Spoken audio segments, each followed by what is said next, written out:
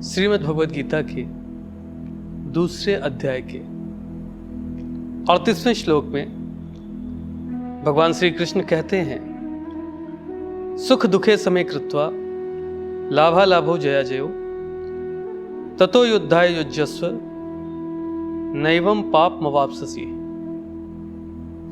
अर्थात तुम सुख या दुख, हानि या लाभ, विजय या पराजय का विचार किए बिना युद्ध करो। ऐसा करने पर तुम्हें कोई पाप नहीं लगेगा। देखिए, इस श्लोक में भगवान कृष्ण ने महाभारत युद्ध के नायक अर्जुन को एक नायक की विशेषताएं बताई। नायक की विशेषताएं कैसे? नायक की जो एक धर्म युद्ध का नायक है। भगवान कहते हैं, सुख दुखे समे कृत्वा लाभा लाभो जया जयो, यानी सुख दुख में समान हो। ऐसा नायक जिसे विजय में हर्ष और पराजय में क्षोभ का अनुभव ना हो। सुख दुखे समे कृत्वा लाभा लाभो जया जयो, जो लाभ हानि, जय तथा पराजय सब में एक भांति व्यवहार करे। ऐसा नायक, ऐसा इस महाभारत युद्ध का जो नायक हो, उसके बारे में प्रभु अर्जुन को बताते हैं। उन्होंने कहा, क्या मैंने इस युद्ध का नायक तुम्हें मानकर किसी प्रकार की गलती की है? यदि ऐसा है तो तुम मुझे बताओ। तो भगवान कृष्ण कहते हैं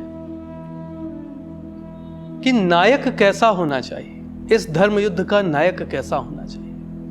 वो ये कहते हैं कि जिसके अंदर हर्ष और विषाद दोनों ना हो। उन्होंने कहा, युद्ध के आरंभ होने से पहले तुम क्षोभ प्रकट कर रहे हो। तुम्हारे अंदर ये जो शारीरिक दुर्बलता के लक्षण दिख रहे हैं, जबकि तुम महारथी हो। वास्तविकता में ये दुर्बलता शारीरिक नहीं है, ये मानसिक दुर्बलता है, जिसके कारण तुम्हारे हाथों से ये गांडीव छूट रहा है। इसे किस कारण से परिभाषित कर रहे हो? मैंने तुम्हें नायक नियुक्त किया है इस युद्ध का, और तुम्हें सुख दुखे समे कृत्वा लाभा लाभो जया जयो, इन सभी यानी सुख दुख, अब तुम इस युद्ध क्षेत्र में नायक की भूमिका में खड़े हो। तुम्हें यह नहीं सोचना है कि इस युद्ध से तुम्हें सुख मिलना है या दुख। तुम्हें मात्र युद्ध के लिए तत्पर रहना है, क्योंकि यह एक धर्म युद्ध है। और कहते हैं प्रभु, ततो युद्धाय युज्यस्व नैवं पाप मवाप्स्यसि। भगवान कहते हैं, यदि सुख दुख, लाभ अलाभ, जय और पराजय, इनका विचार किए बगैर तुम युद्ध करते हो, तो परिणाम चाहे कुछ भी हो, परिणाम तुम्हारे पक्ष में आए या परिणाम तुम्हारे पक्ष से चला जाए, दोनों ही अवस्थाओं में तुम्हें किसी भी प्रकार का पाप नहीं लगेगा, क्योंकि तुम मात्र धर्म प्रेरित विचारधारा से ओतप्रोत होकर युद्ध कर रहे हो। इस बात को समझने का प्रयास करें कि हम जब अपने दैनिक जीवन में कोई भी कर्म करते हैं, हम मान लीजिए व्यापार कर रहे हैं, तो हम व्यापार क्या, सुख दुख, लाभ हानि, जय पराजय, इस विचारधारा से अलग हटकर करते हैं। हमारे मन में सिर्फ सकारात्मक पक्ष होते हैं। हम कोई भी कार्य, कोई भी व्यापार सिर्फ सुख, लाभ और जय, इसके लिए करते हैं। ये सिर्फ व्यापार के लिए नहीं।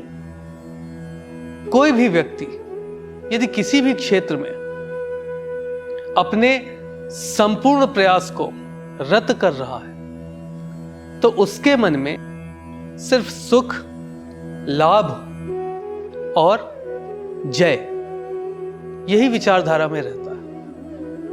परंतु जिस प्रकार एक सिक्के के दो पहलू होते हैं, सुख के साथ दुख भी है, लाभ के साथ हानि भी है और जय के साथ पराजय भी है। यदि हम इन्हें भी